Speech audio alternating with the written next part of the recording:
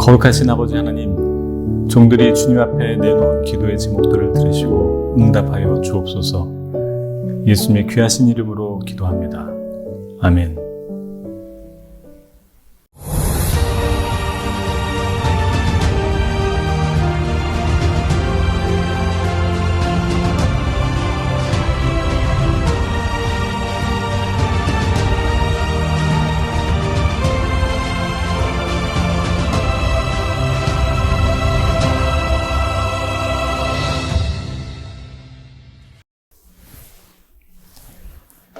전국에 계신 횃불회 회원 목회자 여러분, 그리고 해외에 계신 선교사, 사역자 여러분, 안녕하십니까? 횃불재단 이경석 목사입니다.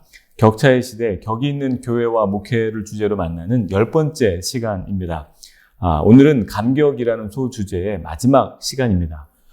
저희는 앞당겨진 미래를 살아내야 하는 이 시간을 격차의 시대라고 정의합니다. 그리고 이런 시대를 담대하게 마주하고 이끌어야 할 교회와 목회자님들을 위해 기도합니다. 벌어진 격차를 뛰어넘기 위해서는 도약해야 합니다. 이를 위해서 먼저 서 있는 땅을 견고히 딛고 본질을 붙잡고 일어서야 한다고 생각합니다. 예배는 변화하는 세상 속에 변하지 않는 목회의 본질이며 세상을 향해 나아갈 힘입니다. 오늘은 팬데믹 중에도 예배의 본질을 놓치지 않고 성장한 그런 교회와 목회자들을 만나게 되실 텐데요. 진행될 강의를 통해 목회를 새롭게 하고 예배의 감격이 회복되는 시간 되시기 소망합니다. 오늘 이 시간을 위해 인천 횃불회 총무로 섬기고 계신 안창호 목사님 나오셔서 기도해 주시겠습니다. 전능하신 하나님 아버지, 이 땅에 예수님을 통해 하나님 나라 복음을 주시고 교회를 세워주시고 우리를 목회자로 불러주셔서 하나님 나라 위에 쓰임받게 하여 주심을 감사드립니다. 지금까지 한국교회가 하나님의 사명을 잘 감당할 수 있도록 이끌어 주셔서 한국을 넘어 세계 복음화에 쓰임받게 해주셔서 감사드립니다. 40여 년 전에 횃불재단을 세워주셔서 지금까지 한국교회와 세계 복음화를 위해 영적 지도자를 세우는 귀한 사명을 감당케 해주심을 감사드립니다. 앞으로도 횃불재단에 더욱 큰 은혜를 내려 주옵소서. 교회적 위기를 맞고 있는 2022년 올해에도 격차의 시대, 격이 있는 교회와 목회에 대한 주제로 오늘 이창호 목사님과 신민아 목사님을 통해서 감격의 예배로 나가는 목회와 감격의 예배로 부흥하는 교회에 대한 귀한 강의를 듣습니다. 말씀을 전하시는 목사님과 강의를 듣는 목사님들에게 각별한 은혜를 주셔서 목회 현장에서 하나님 나라를 이루는데 큰 활력을 얻는 시간이 되게 하여 주옵소서. 하나님 아버지, 횃불 회원 교회들의 기도 제목을 하나님께 올려드립니다. 목회 현장에서 하나님 나라를 이루는데 꼭 필요한 기도 제목을 함께 기도하면서 교회와 교회 간의 연합을 이루게 하시고 하나님이 하나님 되심을 증거하는 응답의 역사를 이루어 주옵소서. 예수 그리스도 이름 받들어 기도 올리옵나이다. 아멘. 오늘 첫 번째 강의를 해주실 분은 예배를 향한 뜨거운 열정으로 다음 세대를 감격시키고 변화를 일으키고 계신 분입니다. 넘치는 교회를 담임하시는 이창호 목사님 나오셔서 감격의 예배로 나아가는 목회라는 제목으로 강의해 주실 때 큰 은혜 있으시길 바랍니다. 전국에 계신 횃불의 회원, 목회자 여러분, 그리고 해외에 계신 선교사, 사역자 여러분, 안녕하십니까? 저는 넘치는 교회를 섬기고 있는 이창호 목사입니다. 오늘 여러분과 함께 감격의 예배로 나가는 목회라는 제목을 가지고 우리 잠깐 함께 나누도록 하겠습니다. 여러분 잘 아는 것처럼 우리 모두가 다 지금 코비드-19에 대해서 얘기하고 있습니다. 여러 가지 얘기가 나올 수가 있지만 가장 중요한 것은 우리 모두가 새로운 세상으로 이미 진입했다는 것입니다. 제가 이렇게 스스로 표현해 봤습니다. 코로나 바이러스 팬데믹은 전 세계가 마치 4차 혁명으로 새로운 세상의 문 앞에 들어갈까 말까 하고 있는 그때에 마치 인류의 엉덩이를 툭 차서 집어넣어버린 그런 것이 이 코로나, 우리 코비드-19이 아닌가 그런 생각을 해봤습니다. 준비가 됐던 안 됐던 이 모든 세상은 이제 새로운 세상에서 살아야만 합니다. 아니 이미 살고 있습니다. 언택트라는 온라인을 중심으로 하는 새로운 세상은 우리 인류에게 새로운 생태계를 변화시켰습니다.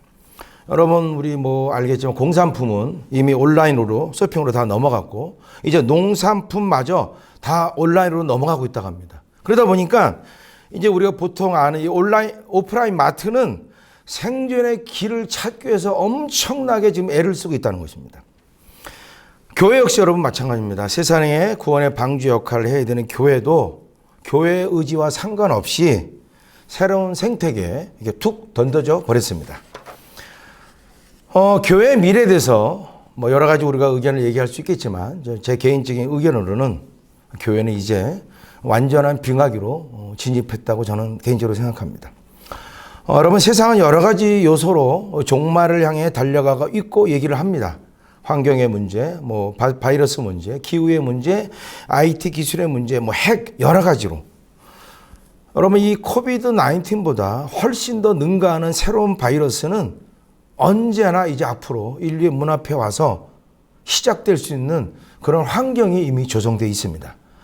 그러나 이제 세상 사람들의 눈에 이미 교회는 이 코로나 이전에 개토처럼 존재했습니다.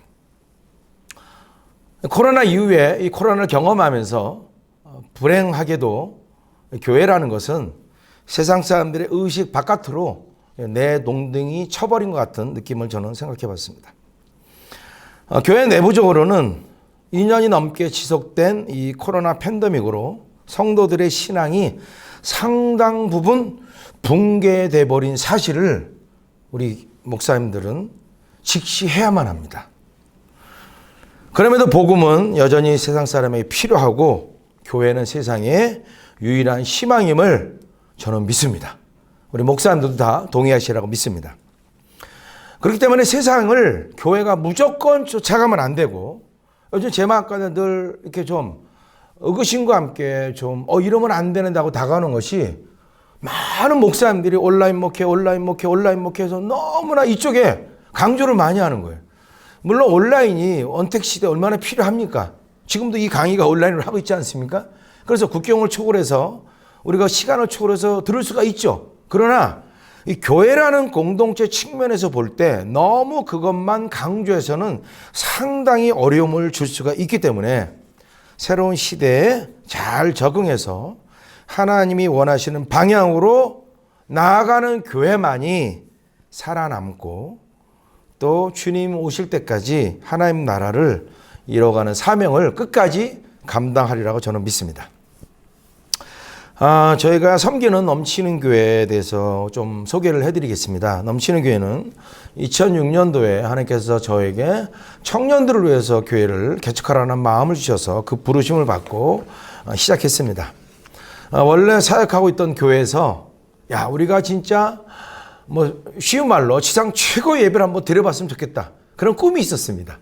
네, 꿈이 있었는데 그 기존의 구조에서는 그 꿈을 이루기가 참 어렵고 힘든 많은 제약이 있었기 때문에 마치 하나님이 저를 이렇게 새롭게 교회를 개척하게 하신가 아닌가 그런 생각도 있어 봤습니다. 저희가 이제 2007년 7월 7일 창립해서 예배를 드렸는데 그 예배에 두 가지 초점이 있다면 하나는 성령께 주도권을 드리는 예배입니다. 그러니까 예배 시간이 정해져 있지 않다는 것이죠. 1시간 반 50분 이렇게 정해져 있는 것이 아니라 그래서 저희 교회는 개척했을 때 예배가 주일날 한 번밖에 없었습니다.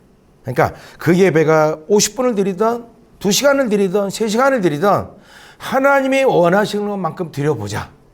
이게 첫 번째 특징이었고요. 두 번째가 저희들이 이제 스스로 붙인 이름인데 강하고 깊은 예배입니다. 그러니까 굉장히 강한 사운드, 강한 소리 이루고 그다음에 그 후에 깊은 임재 가운데 들어가는 그런 예배. 이 두 가지가 가장 큰 특징이었고 그 두 가지의 기초에는 자유라는 그 자유함이 흐르고 있었습니다. 이 부분은 뒤에 가서 제가 다시 한번 말씀을 드릴 거고요. 제가 15년 동안 이제 교회가 이제 올해가 이제 15년째에서 하는데 12년 동안 저희들이 예배를 진짜 첫 번째 가치로 생각하고 드려왔습니다. 그리고 이제 김포로 하나님의 교회로 옮기셔서 서초동에서 옮기셔서 이제 저희들이 선교 시즌을 열어갑니다. 그래서 그 예배에 집중할 그 시대에 저는 물론 청년들을 데리고 제가 목회를 시작했고 그들을 대상으로 예배를 드렸지만 하나님 백성에게 다 필요한 것입니다. 제 대상이 그랬을 뿐이지. 예를 들면 지금 청년들, 우리 사람들 안에 상당히 안 좋은 것들이 인풋이 됩니다. 예를 들면 제가 이게 물을 마시지 않습니까? 물을 마시면 제 목이 아주 지금 상태가 좋아졌습니다. 이제 좋은 물이 들어가니까 제가 좋은 거죠. 그러나 나쁜 물이 들어간다든지 만약에 이 물에 독이 있다면 저는 강의 끝까지 못할 겁니다. 그러니까 인풋된 것은 반드시 인풋이 어떤 것이 됐느냐에 따라서 그 영향을 반드시 준다는 것이죠. 좋은 게 인풋되면 좋은 영향, 나쁜 게 인풋되면 나쁜 영향. 몸도 마찬가지고 우리의 영적인 것도 마찬가지입니다. 그런 문제에 있어서 상당히 안 좋은 것들이 인풋이 많이 되는데 문제가 아웃풋이 제대로 이루어지지가 않습니다. 예를 들면 밥을 먹으면 여러분들 하루에 그래도 뭐 최소한 한 번 정도는 우리가 화장실을 가는 것이 이게 건강에 좋지 않습니까? 여러분 한 달 동안 내가 밥을 먹는데 꾸준히 먹는데 화장실을 못 가본다 한번 생각해 보십시오. 어떤 일이 벌어지느냐. 심각한 건강에 문제가 생깁니다. 요즘 여러분들 이 뉴스를 보면 예전에 저희들이 느끼지 못하던 것들이 있어요. 들어보지 못하던 것도 있습니다. 그게 뭡니까? 보복운전이라는 말. 예전에는 없었어요, 여러분들. 요즘은 보복운전이라는 말이 생겼어요. 예를 들면 화면에 나오잖아요.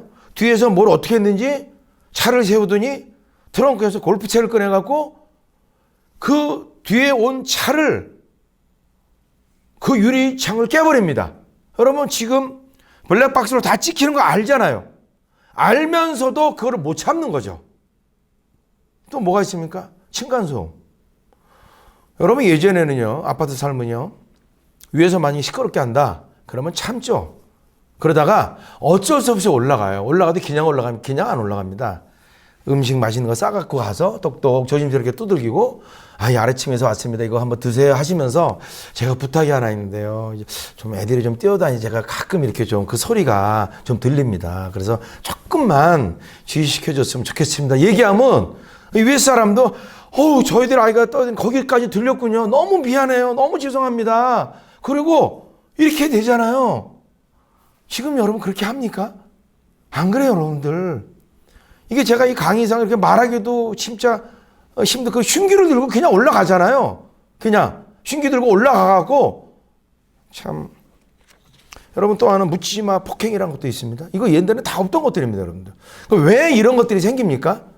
앞으로는 여러분들 더 심해집니다. 이게 지금 특별히 이 글로벌 시대에 이 스마트폰이라는 이 SNS 제가 얼마 전에 얼마 전에 나온 책인데 보니까 소셜 온난화라는 책이 나왔더라고요. 제가 이제 줌만 시켜놓고 아직 보지 못했는데. 그러니까 지구 온난화. 어떻게 보면 지구의 큰 위기죠. 그런 것처럼 이 소셜 미디어로 말미암아갖고 엄청난 위기가 온다는 거예요. 그 저자는 아주 단도직입적으로 말합니다. 뭐 여러분 잘 아는 페이스북이 마크 저커버가 얘기했잖아요. 모든 사람을 연결시켜주고 싶다. 그 꿈대로 됐어요. 엄청나게 많은 전 세계 인구의 몇 분의 1이 연결되어 있지 않습니까? 근데 그 저자가 뭐라고 말합니까? 연결을 시켜놓고 책임은 지지 않는다는 거예요. 연결시킨 것까지는 좋다는 거예요. 근데 거기서 나오는 놀라운 너무나 많은 부작용이 있는데 그거에 대한 책임은 하나도 짓고 있지 않다. 여러분 이게 얼마나 큰 문제인지 저는 우리 이제 좀 젊은 세대하고 목회를 하다 보니까 너무 심각하게 느낍니다. 아주 심각하게. 예전에는 한 동네에서 문제가 생기면 그 동네는 끝났습니다. 이제는요, 저 멀리 가보지도 못한 세계에 악한 일들이 다 들어오는 거예요. 제가 한번 충격을 받은 게 몇 년 전에 여러분 ISI 굉장히 있지 않았습니까? 제가요, 어떻게 우연히 봤는데 그들이 기름을 뿌려갖고 화형시키는 장면이 유튜브에 돌아다니는 거예요. 제가 어떻게 그게 됐는지 모르지만 우연히 제가 그걸 봤어요. 너무 궁금해서. 제가 그 내용을 보고요. 진짜 충격 많이 받았습니다. 근데 요즘 아이들은요. 그런 것들을 그냥 너무 손쉽게 보고 또 입에도 담지 못할 행하면 안 될 일들을 너무나 많이 행하고 있다는 것입니다. 심각한 문제입니다. 이런 인풋된 것들이 악한 것들이 올바로 아웃풋되지 않기 때문에 굉장히 큰 문제가 되고 오늘 저는 여러분에게 예배에 대해서 말하고 있습니다. 이 예배가 엄청난 중요한 역할을 감당하고 있다는 것입니다. 아까도 말씀드린 저희 교회는 이제 올해가 15년인데요. 12년 동안은 첫 번째 시즌으로 예배에 집중했습니다. 그래서 교회 모든 의사결정은 가장 꼭대기에 물론 주님이 계시지만 예배라는 가치가 있었습니다. 예를 들어서 끝나고 소그룹. 자, 예배 시간이 8시간 하고 끝났어요. 아이들이 말합니다. 목사님 저희들 우리 셀 모임 해야 되는데요. 시간이 늦어갖고요. 그러면 그래? 어떡하지? 근데 목사님도 몰라. 언제 끝나는지 모르는데 어떡해. 그러니까 모든 의사결정에 가장 꼭대기에 예배가 있었어요. 물론 여러분 정상은 아닙니다. 그러나 여간에 하나님은 이렇게 인도해 오셨습니다. 12년 동안. 그러면서 처음에 개척해서 3시간 반을 예배를 드렸습니다. 그것도 긴 시간이었죠. 그 당시 1시간 반 예배를 드렸으니까 3시간 반을 예배. 앞에 찬양 1시간, 그 다음에 말씀 1시간, 끝나고 기도 1시간, 30분은 헌금하고 뭐 이렇게 마무리하는 것들하고. 설교 끝나고 1시간 기도하는 시간에 하나님이 많은 역사를 행하셨습니다. 제가 뭔가를 한 건 없습니다. 찬양 1시간 하고 설교하고 그 말씀을 붙들고 우리는 기도한 거였죠. 그랬을 때 하나님이 놀란 역사가 일어났어요. 그랬을 때 제가 지금도 기억이 나는데 바로 앞에 앉았던 그때 당시에 21살 되는 자매가 남들은 다 기도할 때 열심히 기도했는데 이 자매는 멍하니 있다가 기도를 못하다가 갑자기 예배 시간이 다 끝나갈 무렵이 됐는데 갑자기 막 울고 난리가 난 거예요. 저는 어떡합니까? 3시간 반 약속했으니까 예배를 끝냈죠. 축도하고. 얘가 나오더니 울면서 저한테 따지더라고요. 목사님, 하나님은 오늘 나를 만나주셨는데 이렇게 예배를 끝나면 저는 어떻게 해요? 울면서. 저도 그래 미안해. 여러분 예배 때 하나님은 나를 만나서 나를 치유하시고 내게 눈물을 주시고 감동을 주신다는 게 은혜를 주시는 게 얼마나 여러분 이거 귀한 겁니까? 얘가 오늘 그랬다는 거죠. 근데 목사님이 시간 다 끝났다고 예배 끝내버렸다는 거예요. 자기는 어떡하냐는 거예요. 저도 늘 아쉬운 마음이 있었기 때문에 왜냐하면 애들이 예배 끝나고 집에는 안 갔습니다. 예배 끝나고 집에 나가고 지네들끼리 또 축도 끝났는데 지네들끼리 또 찬양을 하는 거예요. 그러고 온 머리가 완전히 진짜 물에 빠진 생쥐처럼 돼갖고 젖어갖고 땀에 젖어갖고 그들이 한 말이 뭔지 아십니까? 주일날 예배 끝나고 집에 갈 때 일주일 또 어떻게 기다리지? 그런 말을 했어요. 여러분 사람을 만나도 우리가 감동을 받잖아요. 하나님을 만난다는 거는 이거는 인간에게는요 보통 일이 아닙니다.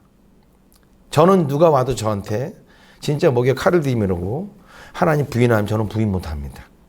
저에게 있어서 가장 황홀한 시간이 뭐냐면요 저는 얘기할 수 있습니다. 하나님이 저를 만나주셨을 때 제 마음에 감동 말씀해 주시고 저를 격려해 주시고 위로해 주시고 그 순간이 저에게는요 가장 황홀한 시간입니다. 그런 일들이 일어났는데 그렇게 예배를 끝내버리니까 얘는 너무 힘들었던 거죠. 그래서 제 마음 가운데도 갈등이 있는 상태였기 때문에 제가 말했습니다. 다음 주부터 우리 이제 시계 가리고 예배 드린다. 그래서 시계 잘 지키라고 시간 잘 지키라고 성도들이 사준 그 전자시계 빨간 그 전자시계를 벽에 붙여놨던 제 눈에 잘 보이는 데다 붙여놨던 그 시계에다가 찍시기를 만들어갖고 붙여버렸습니다. 예배 시작하면 애들한테 말해 야 붙여! 그럼 애들이 갖다가 붙입니다. 그러면 시간이 안 보입니다. 그리고 예배를 드리기 시작했어요. 그리고 그 안에서 평균 7시간 예배를 드렸고 10년 동안 가장 길게 예배 드린 거는 9시간 반을 드렸습니다. 그 주일날 예배가 딱 한 번입니다. 여러분 이건 물론 비정상적인 겁니다. 모든 교회가 이렇게 할 수가 없습니다. 그러나 하나님의 뜻이 있었겠죠. 그러면서 그 안에서 예배에 관한 너무 귀중한 것들을 많이 깨닫게 되고 저희들이 찬양팀을 구성해서 진짜 전국 방방곡곡을 다녔습니다. 섬까지 갔습니다. 그러니까 저희 교회는 봉구차가 없어요. 근데 탑차는 있어요. 악기 스피커를 다 실어야 되니까. 그거를 가지고 전국 방방곡곡 다니고 5대 도시 서울, 제주, 부산, 대전, 대구, 광주 이게 5개 도시를 목요일마다 매주 목요일마다 순회 집회를 했었습니다. 매주 목요일. 그러니까 새벽에 처음에는 저희들 장비가 없어갖고요. 교회 장비를 주일날 예배 끝나면 뜯습니다. 뜯어갖고 차에다 실어놓고 탑차에다가 그럼 목요일 새벽에 만나서 여러분 전라남도 광주 같으면요. 아침에 출발하도 점심도 도착해요. 밥 먹고 세팅하고 좀 쉬었다가 예배 드리고 돌아오면요. 새벽에 또 돌아옵니다. 그렇게 매주 목요일 날 사역했고 외국에도 많은 사역들을 다녔습니다. 다니면서 진짜 많은 청년들과 청소년들에게 예배가 뭔지를 가르쳐줬고 그들 안에 있는 많은 아픔들을 또 치유하기도 했습니다. 이제 하나님이 선교 시즌으로 보내주셔서 저희들이 분당에서 시작된 교회가 물레동으로 갔다가 의정부로 갔다가 서초동으로 갔다가 이제 서초동에서 저희들이 김포로 다음 세대 선교와 통일 선교를 위해서 하나님이 보내주셔서 이제 와서 지금 사역을 합니다.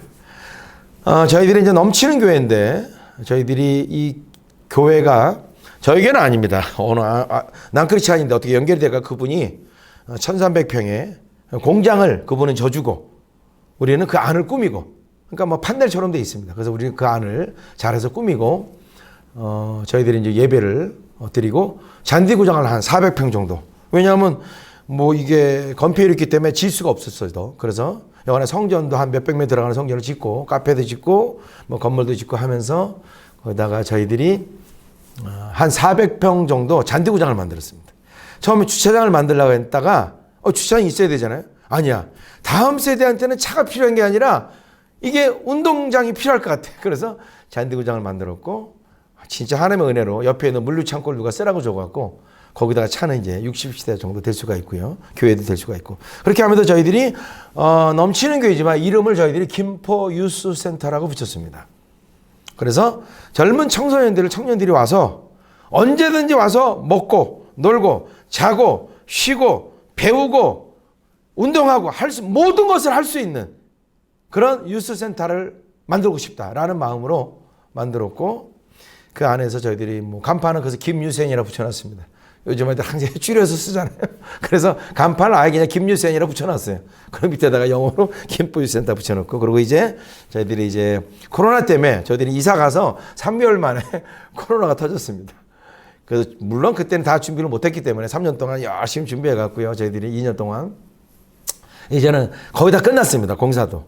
끝나고 이제 코로나 풀릴 때만 기다리고 있습니다. 그리고 풀리면 이제 저희들이 미션 데이라 해서 토요일마다 선교하는 날입니다.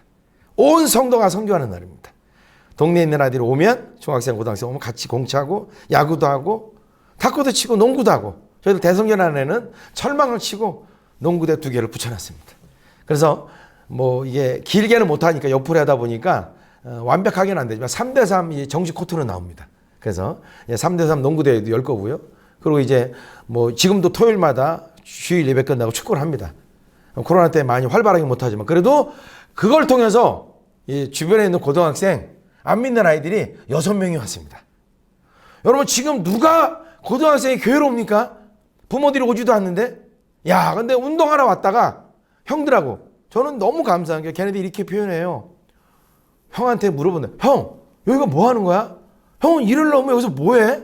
우리 예배 드려. 그게 뭐 하는 건데요? 뭐 이렇게 설명하면 한번 와봐도 돼요? 일요일 날도? 와봐. 와봤어요. 와보고 저한테 이렇게 고백을 했어요. 목사님, 제가 궁금한 게 생겼어요. 뭐가? 형들이 예수님이라 얘기하는데 그게 뭔지 저도 좀 알고 싶다는 거예요, 이제. 하나님이 그들 영혼도 구원시키라 저는 믿습니다. 그러면서 이제는 코로나가 풀리면 더 많은 아이들이 와서 할 수 있는 날들을 지금 기다리는 선교 시즌을 준비해 가고 있습니다. 여러분 교회의 존재 목적을 우리가 뭐 3가지, 4가지, 5가지로 얘기할 수 있지만 저는 여러분에게 3가지로 간단하게 좀 표현하겠습니다.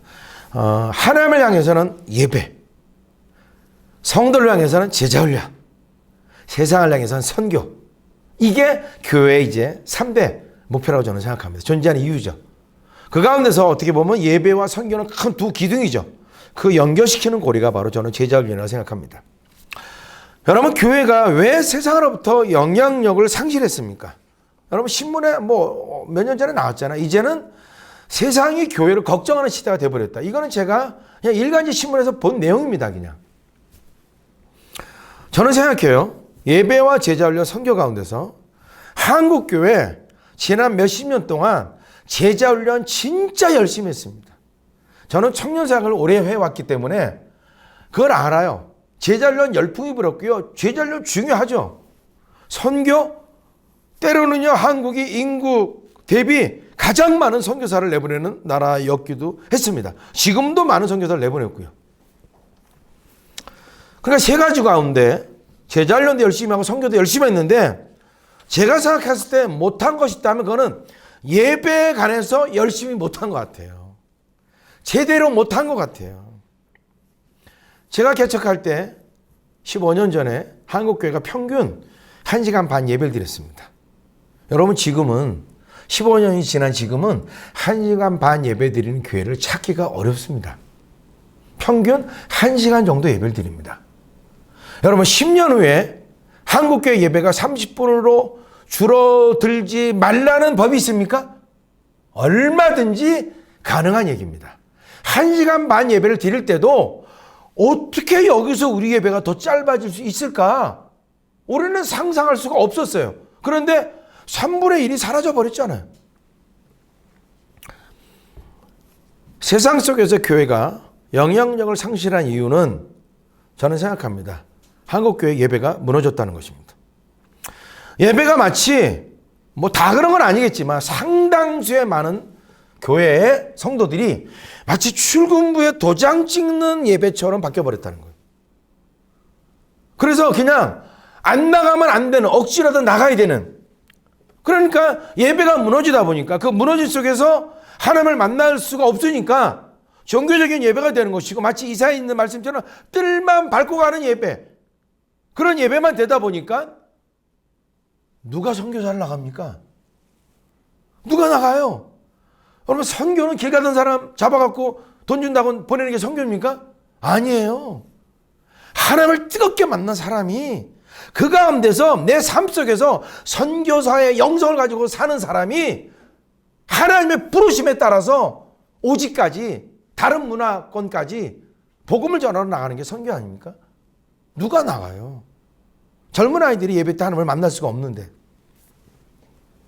그러니까 종교적인 예배를 끝나기 때문에 삶 속에서 삶의 예배라는 것은 상상할 수가 없습니다, 여러분. 내가 주일날 만나서 예배드리는 회중 예배에 실패하는데 어떻게 내가 삶 속에서 목사님도 없고 셀리더도 없는데 거기서 내가 어떻게 그리스도의 향기를 낼 수가 있습니까? 어불성설입니다. 낼 수가 없습니다. 개인 예배요? 안 되죠. 제가 땅끝 선교를 하시는 일명 무슨 저기 뭐 고산지대에 있는 선교하시는 선교사님들과 함께 오래전부터 이렇게 같이 미팅을 갖고 모임에도 함께 해왔었습니다. 그분들이 연세가 70년, 이제 80 가까이 되십니다. 어떤 분은 학계에서는 인정을 못 받을 수도 있지만 제야의 선교계에서는요, 세계 선교교회가 주목하는 분도 계십니다. 이분은 군사지도를 가지고 중국의 땅끝을 다 다녔습니다. 민족과 족속과 어디까지? 방언까지. 여러분 중국이 말하는 방언, 족속이요? 그거보다 몇 배가 많습니다.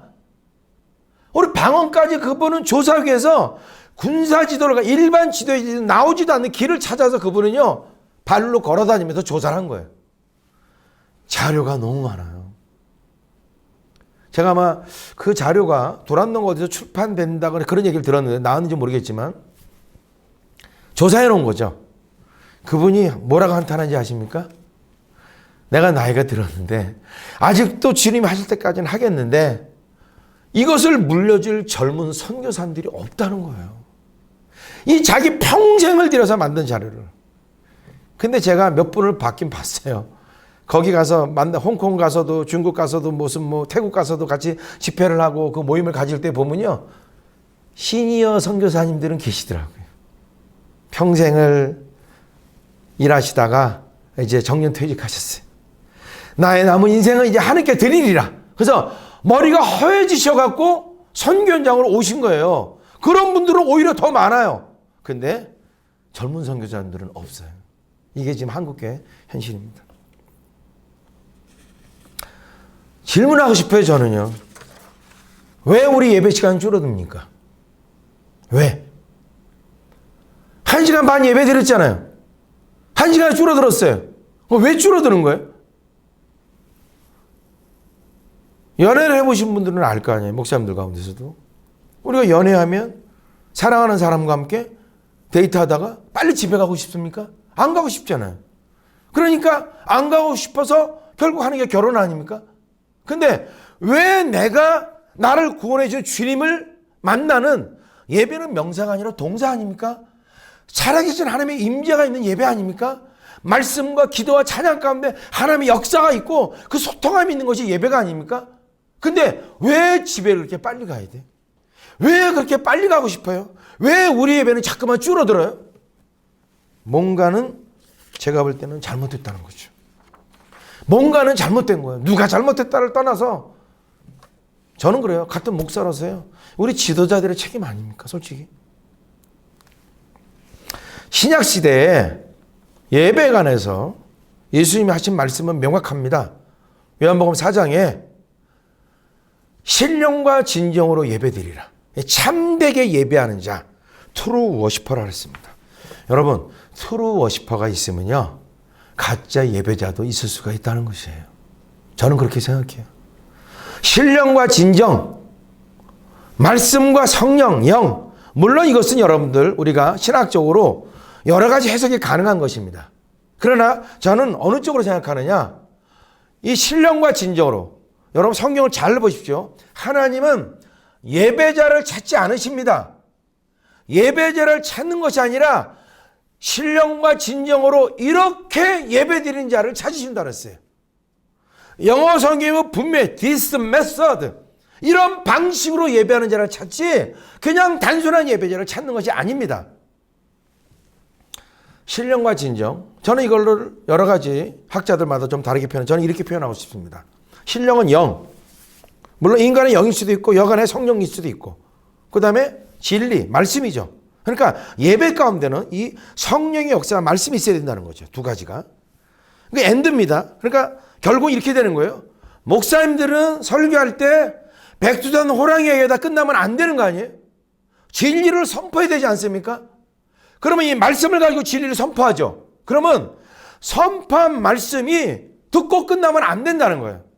그 말씀을 가지고 기도하는 시간이 있어야 되고, 그 기도하는 시간 가운데 성령은 역사해서, 만약에 목사님이 하나님은 사랑이십니다 라는 진리를 선포하면 그 진리의 말씀이 기도하는 순간 사랑의 하나님으로 내게 만남이 있어야 그것이 신령과 진정으로 드리는 예배가 될 수가 있다는 것입니다. 여러분, 예배 신학자들이 말할 때, 예배를 말할 때 보통 네 가지 기둥으로 말을 합니다. 첫 번째가 하나님께 나아간다. 이게 뭡니까? 찬양 아닙니까? 두 번째가 뭡니까? 하나님 말씀의 선포. 이게 뭡니까? 설교죠. 세 번째는 뭡니까? 인간의 반응이라는 차원이 있어요. 네 번째는 세상으로의 파송. 이게 예배 신학자들이 성경을 보면서 만들어낸 예배 구조입니다. 저는 생각합니다. 한국교회 대부분이, 아니 한국교회뿐만 아닙니다. 이 땅의 교회 대부분의 예배가 나머지 절반이 없습니다. 인간의 반응이 없어요. 그냥 목사님 설교하면 그냥 하다 끝나게 됩니다. 1시간 50분 갖고는요 안 돼요. 그게 시간이 다 할 수가 없어요. 제가 예전에 여러분 잘 아는 미국에 가면 뭐 교회 이름을 말하기가 그러니까 뭐 여러분 너무나 잘 아는 큰 교회입니다. 뭐 교회 뭐 벽이 유리창으로 딱 되어 있고 너무나 큰 교회, 좋은 교회죠. 그 교회 갔었어요. 몇 년 전에, 코로나 전에 갔었습니다. 예배 시간 50분 예배 드렸습니다. 찬양 3곡, 목사님 설교 꽤 길었습니다. 헌금도 한 것 같은데 제가 영어를 잘 못 알아들으니까 뭐 하다가 주섬주섬 하다가 끝나더라고요. 한두 명씩 나가기 시작하더라고요. 예배 끝난 거예요. 기도 시간 없었어요. 목사님 말씀 끝나고 끝났어요. 예배는요. 바깥으로 같이 따라 나왔죠. 나라가 보니까요 푸드트럭이 꽉 차 있더라고요. 그 넓은 교회. 거기서 성도들은 모여서 햄버거도 먹고 핫도그도 먹으면서 서로 같이 담소하면서 얘기하고. 물론 코인원이야 좋은 거죠. 제가 얼마 전에 하와이에 가면 국제 YM 이 열방대학이라는 곳이 있습니다. 그곳에 가서 그 뒤태에서 훈련으로 온 학생들을 대상으로 설교를 하면서 그런 얘기를 했어요. 여러분, 미안합니다. 제가 이렇게 가봤는데 저는 그 예배를 보고 이게 예배인가 과연?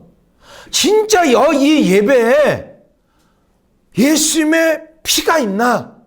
십자가의 고통이 있나? 저는 솔직히 되묻고 싶다 그랬어요. 이게 문화지 어떻게 이게 예배입니까? 물론 하나님의 말씀이 선포되고 하니까 귀한 거죠. 그러나 안타까웠어요. 그렇게 예배 끝나고 나서 오히려 햄버거 먹고 핫도그 먹는데 더 많은 시간을 들이는 게 저는 너무나 안타까웠어요. 거기에는 예수님의 보혈이 없었어요. 예수님의 십자가의 눈물과 고통, 피와 물을 쏟은 것도 없었어요. 너무 안타까웠어요. 진리의 말씀이 선포되고 선포된 말씀이 성령으로 인해서 우리 머리가 아니라 가슴으로 부딪혀 와야 되는 거야. 그리고 목사님이 설교가 끝나는 게 아니라 선포된 말씀을 가지고 성도들이 기도할 시간을 줘야 된다는 거죠. 저는 그게 너무 안타까운 거예요. 넘치는 교회가 하나님의 은혜 가운데서 예배를 드리면서 아까도 말씀드린 첫 번째가 성령께 주도권을 드린 예배입니다. 그래서 시계를 가리고 제 마음 가운데 그런 마음이 있었습니다. 교회가 5만 개, 6만 개가 될 때 제가 교회를 개척했는데 저는 원래 일본 선교사가 꿈이었습니다. 근데 왜 하나님이 이제 교회를 개척하면서 순종하면서 아니 교회가 이렇게 많은데 왜 교회를 또 세우라는 마음을 주실까? 물론 청년들을 위해서 교회를 세우라는 마음을 주셨지만 그 저는 의구심이 들었어요. 제 마음 가운데 소원이 5만 개, 6만 교회가 뭐 못하는 게 있나? 하나님이 안타까워하시는 게 있냐? 그거를 좀 해야 되는가 우리 교회가? 그런 생각을 했어요. 그러면서 기도하면서 하나님 주신 마음이 바로 예배와 다음 세대였습니다. 저는 너무나 궁금했어요. 왜 우리 한국의 교회 예배는 영화 한 편보다 짧을까? 영화는 우리가 영화관에 가서 2시간 반, 3시간을 보는데 왜 주일날 드리는 예배는 이 영화 한 편보다 짧을까? 저는 이해가 도저히 안 됐어요, 이게. 저에게는 이것이 큰 아픔이었습니다, 아픔. 왜 우리 예배는 이렇게 돼야 되나? 한 3년 반 그렇게 시계를 갈고 예배 드렸을 때 기도하는 시간에 하나님이 제 마음 가운데 이런 마음을 주셨습니다. 제 마음 가운데 주신 마음입니다. 너희들이 참 고맙다는 마음을 주셨어요.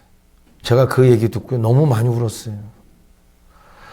우리가 하나님한테 감사하고 고마운 거지. 어떻게 하나님이 우리한테 이런 마음을 주실 수가 있을까? 너무 많이 슬퍼했어요. 때로는 이런 기도도 했습니다. 한국교회가 많이 어려워지고 진짜 큰 교회들이 많이 넘어지고 말이 들려올 때 예수님께 기도하면서 그런 기도도 했어요. 예수님, 저희 교회로 오세요. 마음이 아프시죠? 그런데 우리 교회는요, 우리가 주님 울고 싶을 때까지 우리 같이 울 수가 있어요.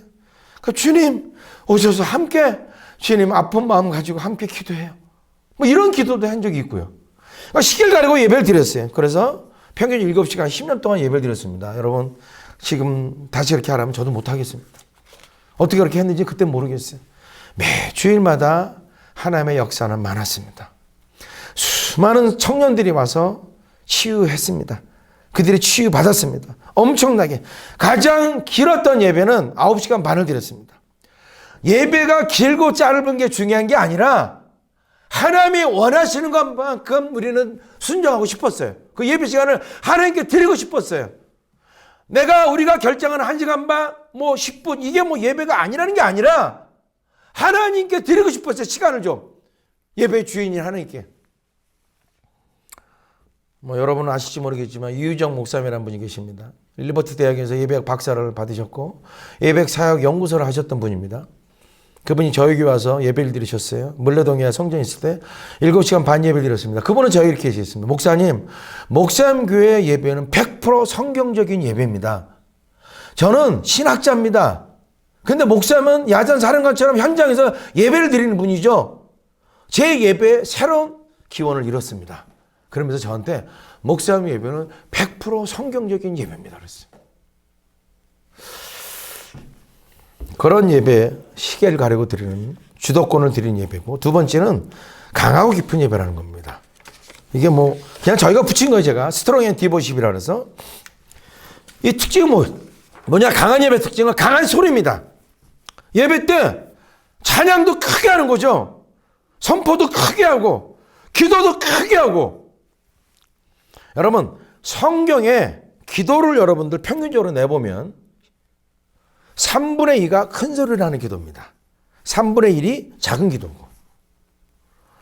배가 항구에 도착하려면요, 노를 열심히 져야 되는 거예요. 도착하면 노를 내려놔도 됩니다. 통성 기도는 기도의 꽃은 묵상 기도죠. 그러나 그 묵상 기도로 가려면 부르짖는 기도가 필요한 거예요. 열심히 주님을 부르짖는 기도. 너희들이 전심으로 나를 찾고 찾으면 나를 만나리라. 저는 궁금했어요. 하나님, 우리 마음속에 있는 것도 다 아시는데 왜 저렇게 부르짖고 기도하고 금식해 주시고 왜 그러실까? 여러분, 저는 그렇게 생각해요. 기도의 가장 끝은 하나님과 하나됨이라고 생각합니다. 저는 예수님이 말씀하신 포도나무 가지비라고 생각해요.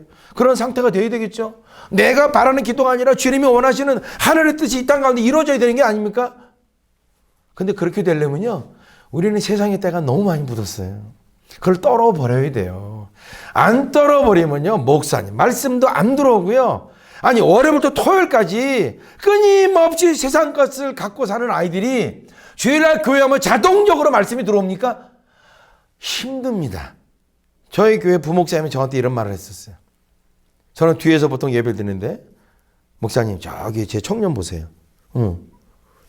남들은 다 일어나서 찬양하는데 혼자 가만히 멍하고 앉아있죠.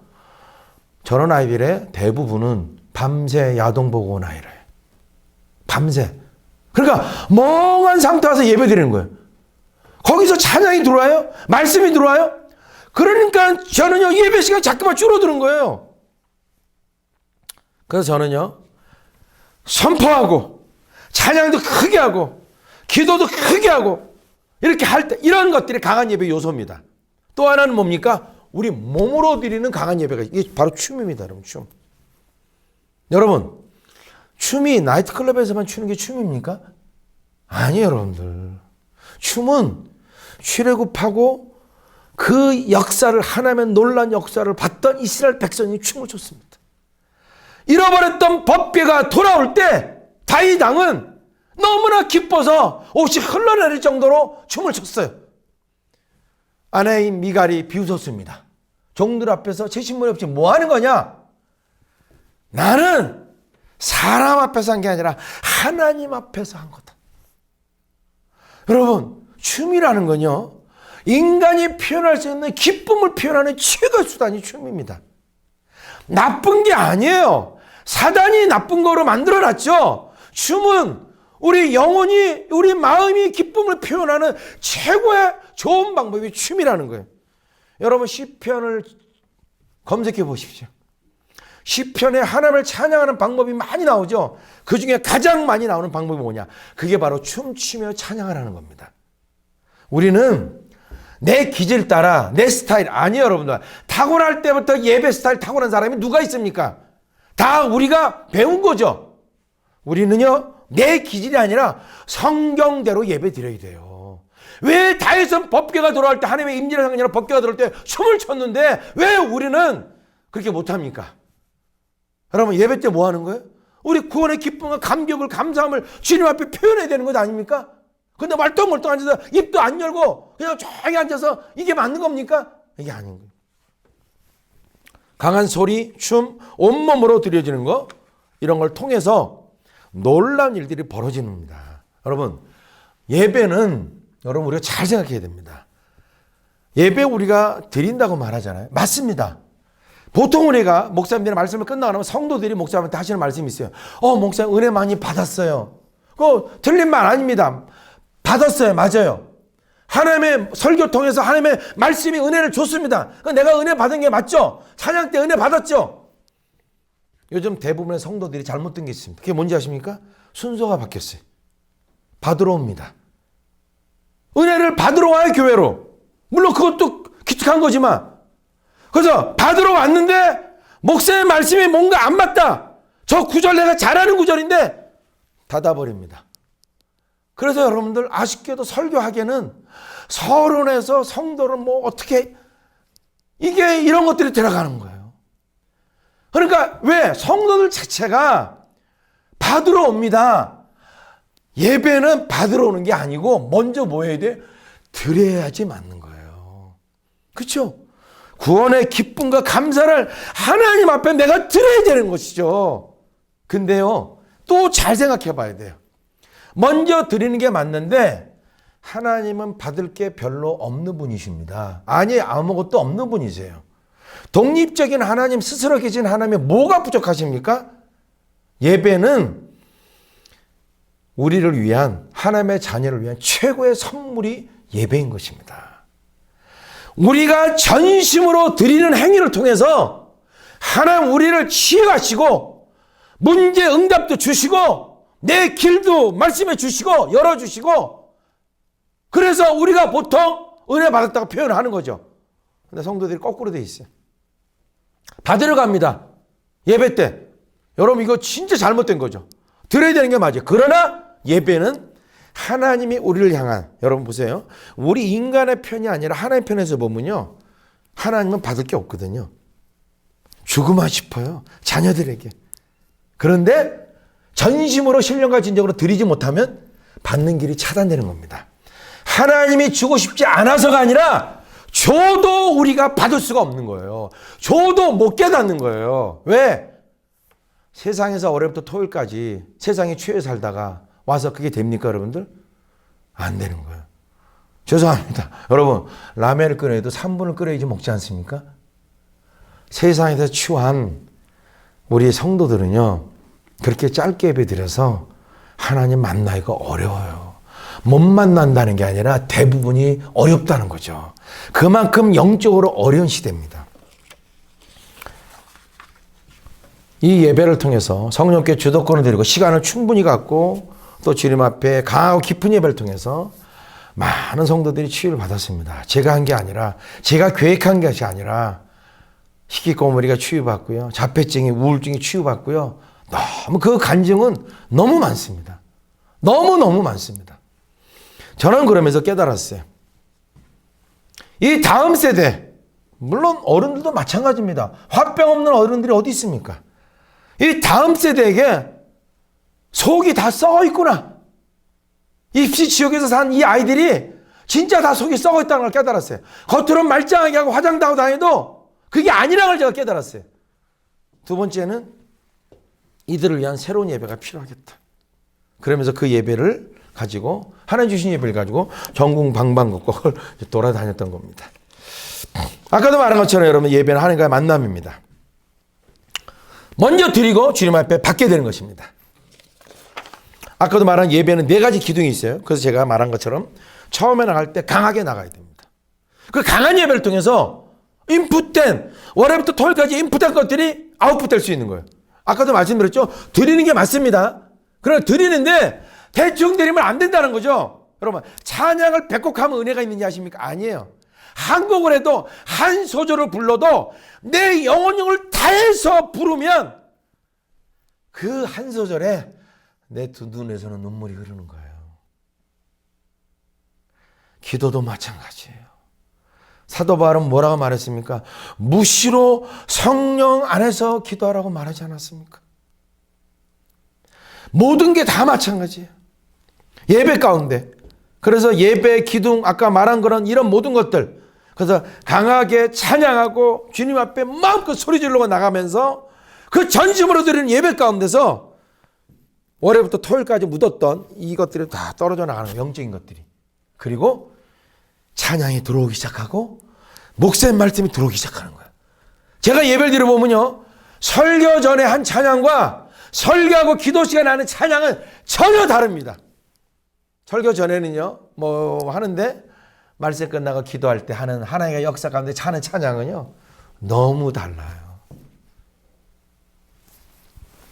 창세기 4장에 보면 1장부터 3장까지는 에덴 동산 안의 일 아닙니까? 4장은 에덴동산에서 쫓겨난 인간의 얘기들이 나오기 시작합니다. 그 중에서 가장 먼저 나온 얘기가 바로 동생을 돌로 쳐 죽이는 그런 사건이 나옵니다. 그게 바로 우리가 사는 세상입니다. 그런데 사도행전에 가면 사도행전 3장에 놀랍게 또 새로 시작된 것이 나옵니다. 예수님을 배반하고 도망갔던 제자들이 성전 미문 앞에 있는 안진뱅이를 이렇게 세웁니다. 놀라운 동생을 돌로 쳐서 죽이는 그런 인간 세상이지만 구원받은 저와 여러분들에게 어떤 일을 우리가 행할 수 있는지를 보여주는 가장 멋진 얘기가 창세기 3장에 나옵니다. 사도행전 3장에. 2장에 뭐가 있습니까? 마가다락방에서 성령을 받지 않습니까? 여러분, 3년 반 동안 예수님을 따라다닌 제자들이 부족했어요? 예수님 따라다닌 제자들 뭔가 부족했습니까? 그렇게 같이 예수님 붙어 다니던 제자들에게 부족했어요. 그러니까 부활하신 예수님을 보고도 예루살렘 떠나지 말고 아버지가 약속한 것을 기다리라. 그리고 성령이 임하기 시작하지 않았습니까? 그 베드로, 바울에게 있는 성령은 우리 안에 똑같이 계십니다. 여러분, 성령의 내주, 여러분 성령의 내주에 대해서 심각하게 고민해 보신 적이 있습니까? 왜 우리 안에 와서 사시지? 그것도 하나님이 먼저는 지독한 하나님의 사랑의 표현입니다. 여러분 노숙자 데려다가 여러분 침대에서 같이 잘 수 있어요? 우리는 아직도 더러워요. 거룩한 자지만 여전히 죄 짓잖아요. 근데 우리를 하나님은 우리 안에 와서 영적으로 와서 사시잖아요. 지독한 하나님의 표현이세요. 그리고 우리를 고와 같이 버려두지 않기 위해서 예수님이 다시 오실 때까지 이 땅에서 환난을 당하나 담대하게 하나님 나라를 만들어 가라고. 그것도 네가 아니라 네가 죽고 네 안에 그리스도가 예수님의 영이 성령이 살아서 역사라고 우리 안에 성령을 내주시켜 주신 것입니다. 그분은요 장식품으로 우리 안에 오신 게 아니에요. 그것들을 우리가 확실히 알면서 우리가 영혼을 다해서 드리고 몸으로 그리고 배고픔과 겸손한 마음을 가지고 집중해서 하나님을 만나기를 원한다면 우리는 멋지게 예배의 승리자가 될 수가 있을 것입니다. 우리 목사님들에게 도전하는 겁니다. 여러분 저 10년 동안 평균 7시간씩 예배 드렸습니다. 와서 사람들이 얘기했어요. 부흥 안 한다고. 그러나 저렇게 했습니다. 우리가 예배를 한번 고민해 봐야 된다는 거죠. 말씀을 마무리하겠습니다. 포스트 코로나 시대의 예배, 여러분 목회자 연구소에서 연구해 봤습니다. 성도들이 요구하는 첫 번째, 온라인 환경을 개선시켜 주십시오. 목회자들의 첫 번째, 현장 예배를 강화시켜야 되겠다. 목회자들과 성도의 입장이 다릅니다. 성도들은 뭐라고요? 온라인 예배를 더 강화시켜 달라는 거예요. 이제는 여러분 많은 성도들이 온라인 예배로 만족하려고 합니다. 많은 성도 예배가 붕괴되었습니다. 우리 정신 차려야 돼요. 그러나 분명히 기억하십시오. TV 보는 것보다 축구장에서 축구 보는 거를 몇십만 원을 내고도 축구를 본다는 사실입니다. 무너진 예배 우리 바로 세워야 됩니다. 이것이 포스트 코로나 시대에 이 현장 예배를 강화해야 되는 것이 저와 우리 모든 목사님이 이 한국교회를 살 길이라고 저는 믿습니다. 그런 여러분 되시기를 바랍니다. 기도하겠습니다. 하나님 감사합니다. 오늘 주신 말씀 가운데서 필요한 말씀만 우리 목사님들에게 생각나게 하시고 또 그것이 가슴에 심겨지게 하시고 또 삶의 목회 가운데 적용되게 해 주옵소서. 횃불을 통해서 하나님 한국교회가 하나 되고 이 쓰러져가는 한국교회의 놀라운 하나님의 은혜와 긍휼을 임할 수 있는 기간이 되도록 축복하여 주옵소서.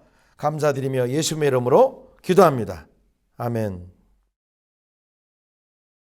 귀한 강의에 감사드립니다. 지금부터는 잠시 쉬는 시간을 갖도록 하겠습니다. 쉬시는 중에는 디아스포라 세계 선교대회의 찬양 영상을 보내드립니다. 은혜 넘치는 시간 되시기 바랍니다. 오늘 이 콘서트의 이제 마무리를 할 시간인데요. 여러분들 좋은 시간 되셨는지 모르겠습니다. 함께 지금 줌으로 또 방송으로 함께하는 여러분들, 또 땅끝에 있는 디아스포라 성도님들, 그리고 또 땅끝에 그 부르심을 따라가신 선교사님들, 계속 끝나지 않는 이 어려움 가운데에도 믿음으로 그 싸움을 싸워가시는 여러분들에게 오늘 우리의 노래들이 조금이라도 위로가 되길 원합니다. 오늘 그곳에서 많은 축복을 구하는 것이 아니라 하나님의 축복의 통로가 되길 원하시는 여러분 한 분 한 분에게 주의 마음으로 저희들이 마음을 모아서 축복성을 불러드리고 싶습니다. 여러분을 통하여서 또 이 귀한 공동체를 통하여 또 오늘부터 3일 동안 이루어지는 이 컨퍼런스를 통하여서 놀라운 일을 행하시고 말씀으로 여러분을 자유케 하시고 보이지 못하는 미래를 하나님의 눈으로 보게 하실 하나님께서 새 일을 행하실 것을 기대하며 여러분을 통하여 큰 영광 받으실 하나님, 우리 함께 마음을 모아 축복하며 여러분에게 이 축복성을 드리길 원합니다.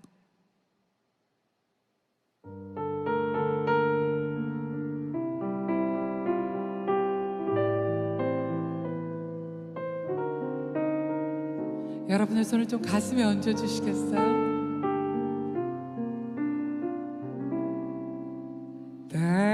때로는 너의 앞에 어려움과 아픔이 있지만 담대하게 주를 바라보는 너의 영혼, 너의 영혼 우리 볼 때 얼마나 아름다운지 너의 영혼 통해 큰 영광 받으신 하나님을 찬양 오 할렐루야.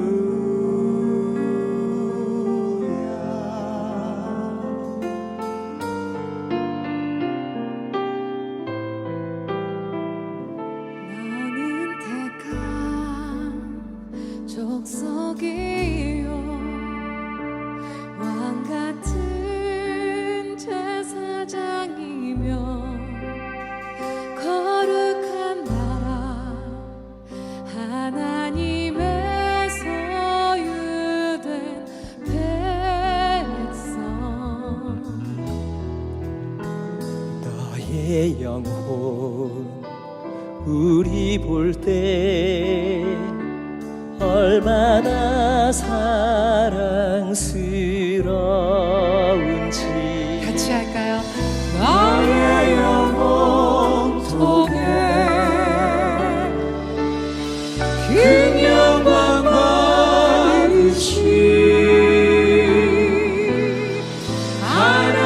하나님을 찬양 오 할렐루야. 우리 서로를 보면서 너의 영혼 통해 너의 영혼 통해 큰 영광 받으신 큰 영광 받으신 하나님을 찬양 하나님을 찬양 오 할렐루야. 우리 영혼 통해 큰 영광 받으신 우리 영혼 통해 큰 영광 받으신 하나님을 찬양 오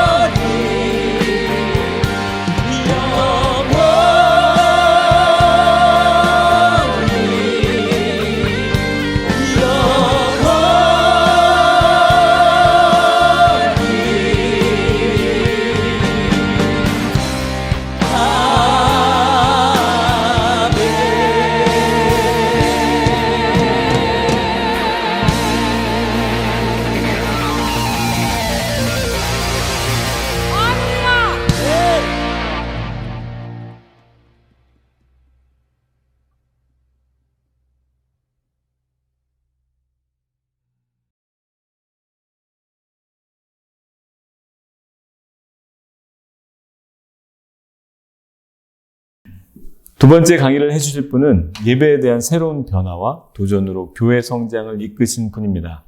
동탄 놀라운 교회를 담임하고 계시는 신인하 목사님께서 감격의 예배로 부흥하는 교회라는 제목으로 강의해 주실 때 귀한 시간 되시기 바랍니다. 전국에 계신 횃불회원 우리 목사님 그리고 선교사님 모든 사역자 여러분 안녕하십니까? 저는 동탄 놀라운 교회를 섬기고 있는 신인하 목사라고 합니다. 저는 교회의 존재 이유를 거룩하신 하나님 앞에 예배드리는 것이라고 생각하는 목회자고요. 또 목회의 목표를 성도들을 하나님을 예배하는 예배자로 세우는 것으로 중심 삼고 있는 목사고요. 또 목회의 사명을 예배의 은혜가 흐르게 하는 것이라는 중심을 가지고 열심히 목회하고 있습니다. 오늘 예배라는 주제를 가지고 여러분과 함께 이렇게 강의를 하게 되었습니다. 코로나 팬데믹 만나면서 엄청난 지각 변동이 일어났습니다. 지역 교회의 개념이 사라지고 있죠. 지역 교회 간의 격차가 심화되고 있습니다. 또한 특정 교회로의 쏠림 현상이 극화되고 있어요. 또한 교회론에 대한 무게중심의 변동이 일어나고 있습니다. 이제 온라인 예배가 상용화되면서 교회의 지역 경계가 허물어져 버렸습니다. 휴대폰으로 교회를 선택할 수 있는 시대가 된 거죠. 이런 시대 속에서도 여전히 우리는 세속화가 아니라 이 급변하는 이 격변의 시대 속에서 세속화가 아니라 복음화를 위해서 치열한 도전과 변화가 모든 교회에 필요하다고 생각합니다. 변하지 않으면 우리는 더 이상 세상을 담아낼 수 없을 것입니다. 치열한 도전과 변화를 통해서 격차의 극복, 쏠림의 극복, 그리고 또한 무게중심의 균형 감각, 이런 회복되어야 될 내용들이 너무나도 많은 시대를 살아갑니다. 우리는 제도적 교회에서 이제 본질적 교회의 모습으로 더 돌아가야 할 것이고요. 기능적인 목회에서 정말 한 영혼 한 영혼을 돌보는 돌봄의 목회로 더 깊이 들어가야 될 것이고, 형식적 예배가 아닌 정말 감격의 예배가 회복되는 더 깊은 차원의 하나님의 임재를 더 깊이 경험하는 감격의 예배로 우리는 더 깊이 들어가야 이 격차의 시대, 이 쏠림의 시대 속에서 우리가 바른 교회를 가지고 우리가 다시 교회의 회복을 꿈꿀 수 있을 것이라 생각됩니다. 이 강의를 통해서 우리 목사님, 선교사님 또 사모님들과 나누고 싶은 내용은요, 우리 힘들어도 본질 붙잡고 소망 잃지 말자는 겁니다. 그리고 도전하자는 겁니다. 계속 도전해 나가자는 것입니다. 우리가 이 팬데믹의 상황을 헤아릴 수도 없고 다 이해할 수도 없고 해결할 수도 없는 현실을 우리가 살아가지만요, 우리 하나님께서 이 일을 모르실 리가 없고 모든 것이 다 하나님의 거룩하신 이 주권적 섭리 안에 붙들어 있는 걸 믿는 것이 우리가 가진 기독교 신앙이잖아요.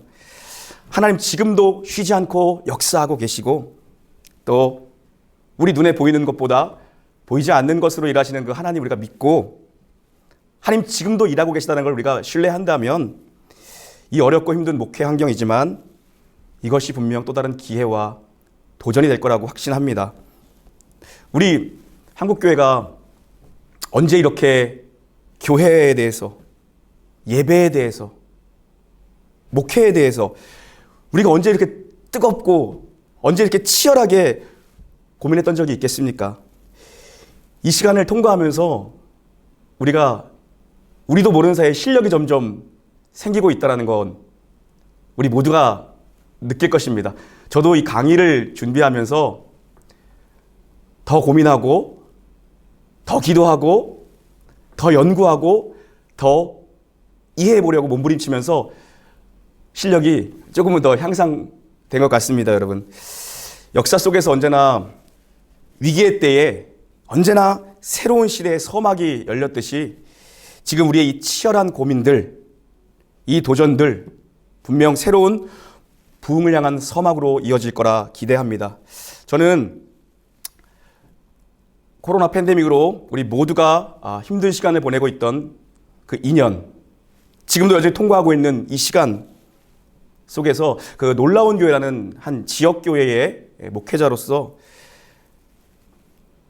도전되었던 것들, 고민했던 것들, 수많은 질문들, 이런 도전들에 대해서 고민하고 기도하던 가운데 정말 예배에 대해서 그 어느 때보다 뜨겁게 치열하게 고민했는데요. 오늘 여러분과 그 얘기 좀 나누고 싶은데요. 이 강의가 우리 믿음으로 오늘을 이런 현실을 견디고 있는 우리 모든 우리 사역자들에게 정말 포기할 수 없는 예배에 대한 가치 다시 한번 붙들고 회복되고 일어나고 갈망되는 시간 되기를 바랍니다. 먼저 확인하고 싶은 건 본질로 돌아가자는 것입니다. 성경으로 돌아가자는 것입니다. 성경이 보여주고 있는 교회 공동체의 모습은 어디인지 우리 다시 말씀으로 돌아가서 본질로 돌아가서 처음으로 돌아가서 본질 붙잡고 다시 출발하자는 것입니다. 오늘 말씀 두 절을 좀 읽기를 원하는데요. 먼저 마태복음 28장 19절에서 20절 말씀입니다. 우리 찾고 함께 읽기를 원합니다. 마태복음 28장 19절과 20절입니다. 그러므로 너희는 가서 모든 민족을 제자로 삼아 아버지와 아들과 성령의 이름으로 세례를 베풀고 내가 너희에게 분부한 모든 것을 가르쳐 지키게 하라. 볼지어다 내가 세상 끝날까지 너희와 항상 함께 있으리라 하시니라. 아멘. 한 구절 더 찾아서 함께 읽기를 원하는데요. 사도행전입니다. 사도행전 1장 8절 말씀 우리 함께 읽겠습니다. 오직 성령이 너희에게 임하시면 너희가 권능을 받고 예루살렘과 온 유대와 사마리아와 땅끝까지 이르러 내 증인이 되리라 하시니라. 아멘. 예수님께서 이 땅에 이 지상에 교회를 세우시면서 남기신 것, 그 첫 교회, 그 초대교회에 남겨주신 것 세 가지입니다. 말씀을 주셨고요, 성령님을 주셨고요, 그리고 사명을 주셨습니다. 말씀, 성령, 사명입니다. 변하지 않는 거죠. 진리입니다. 어떤 시대 속에서도 불변하는 것, 어떤 상황 속에서도 변하지 않는 것, 진리입니다.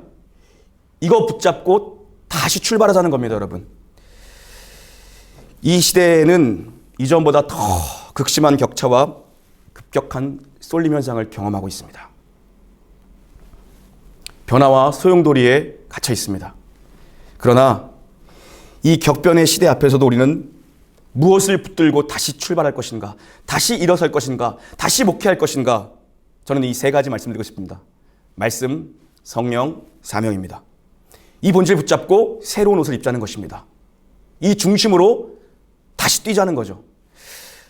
모든 교회들이 지난 2년 동안 현장 예배 또 온라인 예배를 병행하면서 어떻게 해서든 예배드리기 위해서 모두가 몸부림쳤습니다, 여러분. 여러분과 나누고 싶은 건요, 우리 모두가 도전한 것입니다. 새로운 방법론이나 새로운 패러다임이 아닙니다. 제게는 그런 실력이 없습니다. 우리 모두가 함께 했던 것들에 대해서 다시 이 본질 붙잡고 다시 생각하자는 것입니다. 제가 몸부림치며 흘렸던 눈물과 기쁨이 혼재된 그 목회 사역의 조각들을 여러분과 나누고 싶은데요. 조각이라고 말씀드리는 건 아직 완성품이 아니기 때문입니다. 그러나 이 치열한 고민과 도전이 분명히 열매 맺을 것이고 하나님께서 이 가운데 부흥을 허락하실 줄 저는 믿습니다. 제가 섬기는 교회 이야기 중심으로 좀 나누고 싶어요. 놀라운 교회입니다. 동탄이라는 신도시에 있습니다. 개척된 지 이제 6년 되었고요. 한 200여 명의 성도님들과 함께 우리 신앙생활을 하고 있는 작은 공동체입니다. 코로나 팬데믹 오기 전에는 저희 교회는 정말 모이기에 힘쓰는 교회였습니다. 작은 교회가 가진 뭐 최고의 장점 아니겠습니까? 최고의 특권. 헤쳐 모이는 교회였습니다.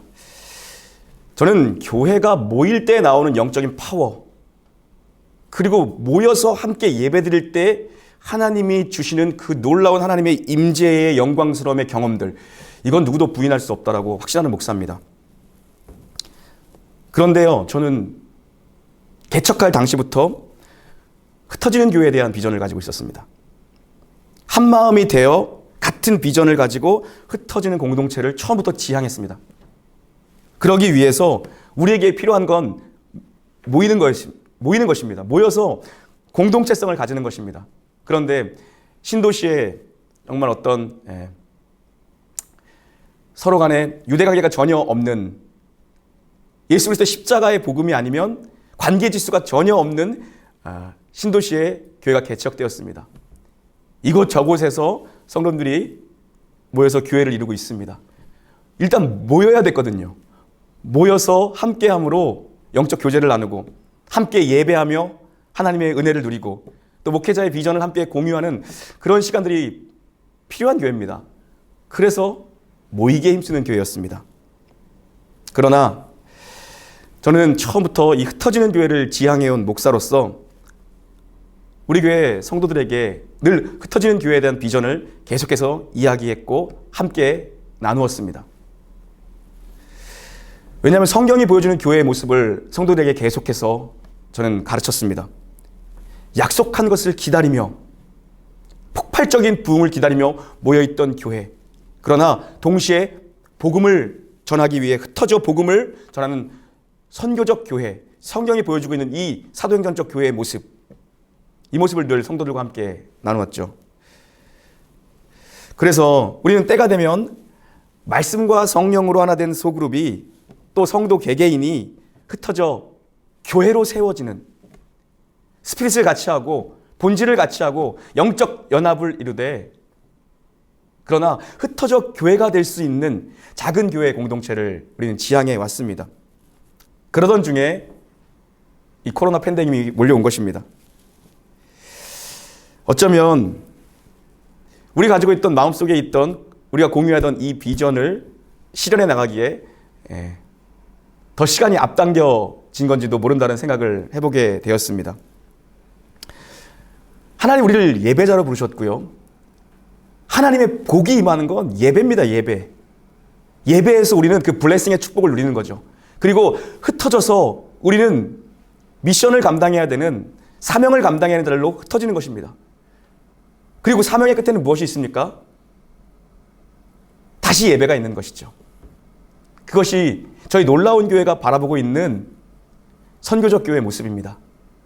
먼저 부름받은 자들이 하나님 앞에 거룩한 예배 가운데 한 덩어리가 되어서 예배의 영광을 맛보고 우리는 그 예배의 영광을 흩어져 미션으로 행하며 다시 나중 부른 자들과 함께 거룩하신 하나님을 예배하는 이 예배 공동체의 모습이자 이 선교적 교회의 모습을 우리는 처음부터 꿈꿨고, 이 코로나 팬데믹이 어쩌면 그 모습을 조금 더 앞당겨 주었는지 모르죠. 오늘 이 변화의 급격한 이 물살 가운데에서 저희는 모이는 예배 중심의 모습과 동시에 흩어지는 예배 중심의 모습이었던 2년간의 저희 교회 모습을 좀 나누고 싶습니다.